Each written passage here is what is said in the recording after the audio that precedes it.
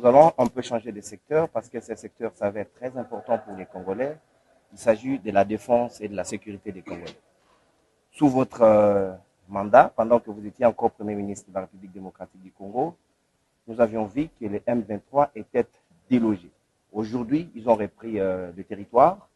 Ils montent même en force. Aujourd'hui, même le secrétaire général de l'ONU dit qu'ils disposent des armes sophistiquées, plus que même des contingents de l'ONU. Est-ce que avez-vous une recette particulière que vous avez mise en place qui a fait en sorte que la République démocratique du Congo ait la capacité de déloger ces mouvements rebelles et qu'aujourd'hui, le pays n'est pas en mesure de se faire respecter ou plus d'un Congolais se demande qu'est-ce qui se passe aujourd'hui? Il n'y a pas de recette magique. C'est toujours un problème de leadership et de gouvernance.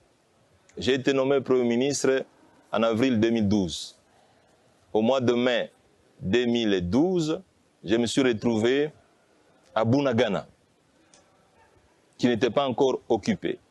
J'ai échangé avec les militaires qui étaient au front.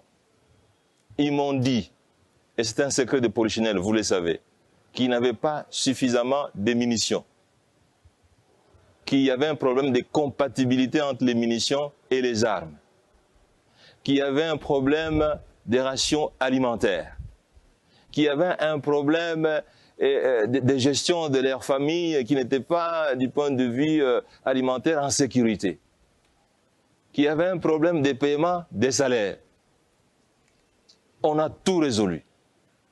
J'ai reçu les instructions du président de la République, Joseph Kabila Kabange, et on a essayé de manière holistique avec le ministre de la Défense, avec le ministre des Finances, avec le ministre du Budget, le chef d'état-major général de l'armée, le général Etumba.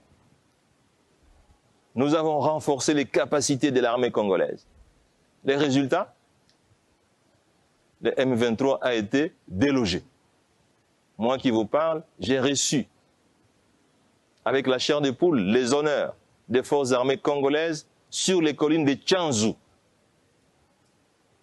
Et les forces armées congolaises ont reconnu que la prise en charge des leadership et de gouvernance leur a permis d'exercer leurs fonctions régaliennes, de la protection des espaces nationaux, de la protection des biens et des services.